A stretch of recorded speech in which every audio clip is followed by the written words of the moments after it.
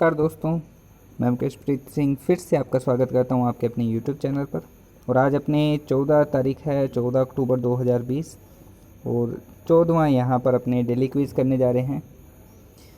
Same आपका वही process रहेगा। 20 क्वेश्चन है आज की इस क्विज़ के अंदर और हर एक क्वेश्चन के लिए आपको 5 सेकंड का समय मिलेगा। आप कमेंट करके ज़रूर बताएं अपना राइट आंसर, उसके बाद में आपको सही आंसर बता दिया जाएगा। और साथ ही साथ आज रीट का जो हमारे माननीय मुख्यमंत्री जी हैं, उन्होंने घोषणा कर दी है कि 31,000 जो पोस्ट हैं, 12 लाख अभ्यर्थी वेट कर रहे हैं, उसको भी आगे प्रोसेस के लिए पारित कर दिया गया है और जल्द ही विज्ञप्ति आ जाएगी। तो आप ज़्यादा से ज़्यादा अभ्यर्थी जुड़ें और तैयारी करें। देखिए, बुद्धि समावेशी करती है, समावेश करती है किसका?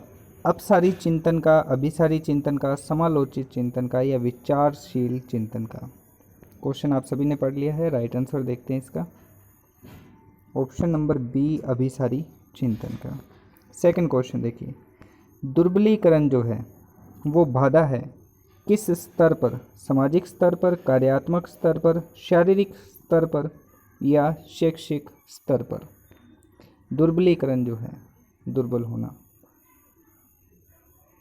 तो वो किस स्तर पर है? ऑप्शन नंबर बी बिल्कुल सही होगा इसका, कार्यात्मक स्तर पर। अपने जो कमेंट हैं ज़्यादा से ज़्यादा करें और कोई भी डाउट है आप पूछ सकते हैं साथ के साथ। चिंतन शक्ति के विकास की प्रक्रिया में निम्न में से कौन सा कथन गलत है?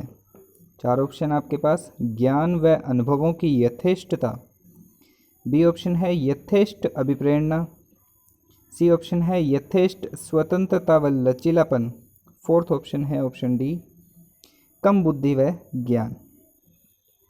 तो राइट आंसर बताना है चिंतन शक्ति की विकास प्रक्रिया में कौन सा गलत है। तो देखिए, बिल्कुल सही है ऊपर वाले ये तीनों। तो ऑप्शन नंबर डी इसका बिल्कुल राइट रहेगा, जो कि चिंतन शक्ति की जो विकास की प्रक्रिया है उसके अंदर गलत कथन दिया हुआ है। फोर्थ क्वेश्चन देखते हैं, निम्न में से कौन रचनात्मक आंकलन का एक उपयुक्त उपकरण नहीं है? ऑप्शंस हैं दत्त कार्य, मौखिक प्रश्न, अवधि परीक्षा, प्रश्न व खेल। देखिए, ये सारे क्वेश्चन लास्ट ईयर एग्जाम्स में पूछे हुए हैं, तो आप ज़्यादा से ज़्यादा इस MCQ जो डेली क्विज होता है 9 बजे, इसकी क्लास अटेंड करें और पार्टिसिपेट करें। तो इसका देखिए सही आंसर देखते हैं। एक रचनात्मक आंकलन जो है उसका उपयुक्त उपकरण कौन सा नहीं है? दत्त कार्य नहीं है। तो ऑप्शन ए इसका बिल्कुल राइट रहेगा। फिफ्थ क्वेश्चन देखिए, चिंतन अनिवार्य रूप से एक है। 4 ऑप्शन आपके पास। क्रियात्मक गतिविधि है, भावात्मक व्यवहार है, संज्ञानात्मक गतिविधि है या मनोगतिक प्रक्रिया है? चिंतन, चिंतन बताना आपने। तो चिंतन अनिवार्य रूप से एक मनोगतिक प्रक्रिया है।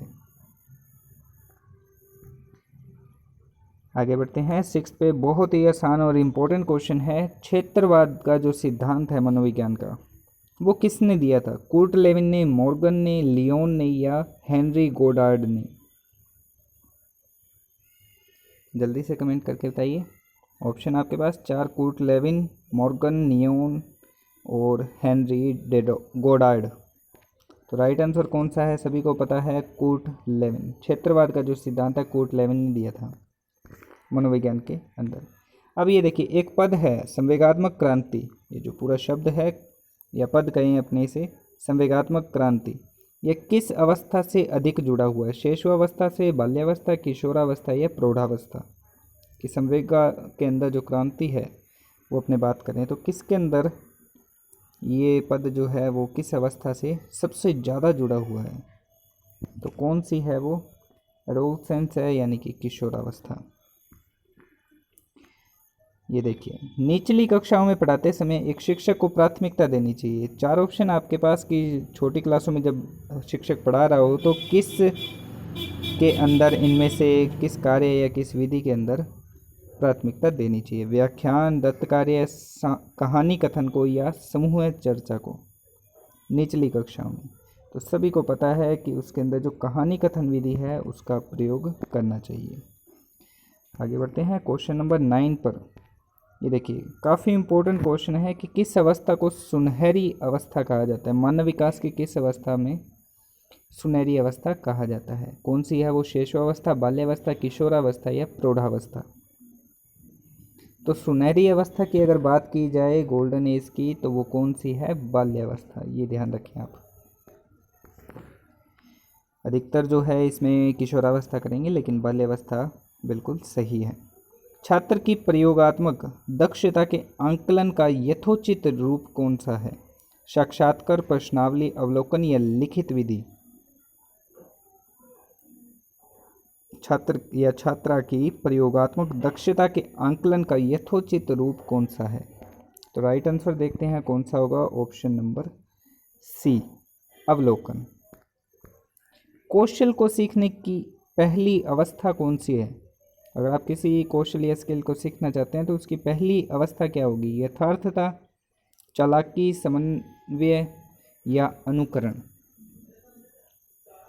तो कोई भी कौशल सीखना है तो उसके अंदर आपको इमिटेशन, अनुकरण जो है वो उसकी पहली अवस्था होगी। फर्स्ट स्टेप आपका अनुकरण होगा, यथार्थता बहुत बाद में। आगे देखिए, निम्नलिखित में से कौन मूर्तवाचक अवधारणा का उदाहरण नहीं है? मूर्तवाचक अवधारणा का ऑप्शन है योग्यता, कुर्सी, बल या गति। देखिए ये तीनों के तीनों जो हैं ये नहीं आएंगे। मूर्तवाचक जो है ये तीनों इसके उदाहरण हैं। तो कौन सा नहीं है? तो वो कौन सा आ जाएगा? कुर्सी। कुर्सी बी इसका बिल्कुल राइट आंसर है। जिन इच्छाओं की पूर्ति नहीं होती उनका भंडार ग्रह निम्न में से कौन सा होता है? देखिए ऑप्शन आपके पास चार, इदम, अहम, परम अहम या इदम और अहम। इसके ऊपर एक डेफिनेशन भी है। राइट आंसर इसका इदम आएगा। डेफिनेशन है इद, या अपने इदम कहते हैं हिंदी में, it is the dustbin of mind, कि इसको डस्टबिन कहा गया है इद को। और हिंदी में अगर बात करें तो क्या कहा गया है? भंडार गृह। आगे देखिए, यह रक्षा तंत्र बहुत सहायता करता है किससे निपटने में? हिंसा से, थकान से, दबाव से या अजनबियों से? रक्षा तंत्र। तो राइट आंसर देखते हैं इसका ऑप्शन नंबर सी, दबाव से। कोई हिंसा, थकान या अजनबियों नहीं आएगा। रक्षा यंत्र जो है दबाव से निपटने में बहुत सहायता करता है। किस बालक में सोचने का महत्वपूर्ण साधन है? किसी बालक में सोचने का महत्वपूर्ण साधन क्या है? ऑप्शन है संकल्पना, रुचि, प्रेरणा या इनमें से कोई नहीं। तो बालक में सोचने का महत्वपूर्ण साधन कौन सा होगा यहाँ पर? संकल्पना, ऑप्शन नंबर ए। देखिए रीट की जो भी अभ्यर्थी तैयारी कर रहे हैं आपके जानकारी में, उन सभी के साथ वीडियो शेयर करें और ज़्यादा से ज़्यादा अभ्यर्थी रात को 9 बजे मंडे से लेकर सैटरडे तक क्लास में इसमें पार्टिसिपेट करें और क्वेश्चन के जवाब दें। आगे देखिए 16 नंबर क्वेश्चन जो है, सोचना व सीखना लक्ष्य है। सोचना व सीखने का लक्ष्य क्या है? उद्देश्यपूर्ण है, निरुद्देश्य है, व्यर्थ है या इनमें से कोई नहीं?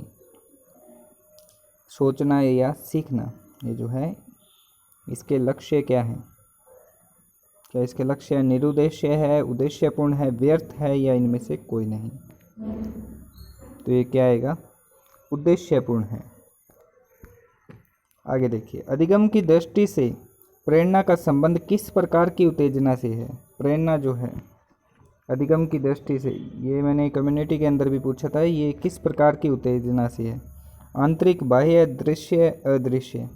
वहाँ पर ऑप्शन अलग थे शायद। तो किस प्रकार की उत्तेजना से है? राइट आंसर क्या आएगा इसका? ऑप्शन नंबर ए, आंतरिक, इंटरनल। 18 नंबर क्वेश्चन देखिए, निम्न में से क्या स्मृति की सर्वश्रेष्ठ प्रणाली है? पुनः स्मरण करवाना, पहचानना, पुनः याद कराना या पुनः संरचना कराना? स्मृति की सर्वश्रेष्ठ प्रणाली जो है कौन सी है इनमें से? तो कौन सी होगी? पहचानना, आइडेंटिटी करना, ऑप्शन नंबर बी। 19 नंबर प्रश्न देखिए, ये सारे प्रश्न जो है लास्ट ईयर क्वेश्चंस जो एग्ज़ाम्स के अंदर आए हुए हैं, और साथ ही साथ जो प्लेलिस्ट बनी हुई है आप उस पर जा कर के लास्ट जो क्विज़ हैं वो भी देख सकते हैं, साथ में कंटेंट भी है हिंदी इंग्लिश साइकोलॉजी का, वो भी देख सकते हैं। क्षीण बुद्धि वाले बालकों की बुद्धि लब्धि होती है। IQ बताना आपने क्षीण बुद्धि वाले बालकों की कितना होता है। ऑप्शन है 70 से 80, 50 से कम, 70 से कम या 80 से 90। तो क्या आएगा क्षीण बुद्धि वालों का 50 से कम, यानी ऑप्शन नंबर बी। 20 नंबर प्रश्न देखिए, एक बालक निम्न में से किसके द्वारा पाठ्य सामग्री को ठीक प्रकार से सीख सकता है। पाठ्य सामग्री को ठीक प्रकार से सीख सकता है किसके द्वारा। ऑप्शंस हैं याद करके, माता पिता द्वारा, सुनने के द्वारा या स्वयं करके। देखिए learning by doing is best है, तो क्या आएगा स्वयं करके, ऑप्शन नंबर डी। तो आज की इस वीडियो में इतना ही क्वेश्चन है, और जिन जिन अभ्यर्थियों ने पार्टिसिपेट किया है आप सभी का बहुत बहुत धन्यवाद। और आप वीडियो को लाइक और शेयर ज़रूर करें, और अगर चैनल को सब्सक्राइब नहीं किया है तो ज़रूर कर लें और बेल आइकन ज़रूर प्रेस करें। मिलते हैं नेक्स्ट वीडियो में कल। Thank you.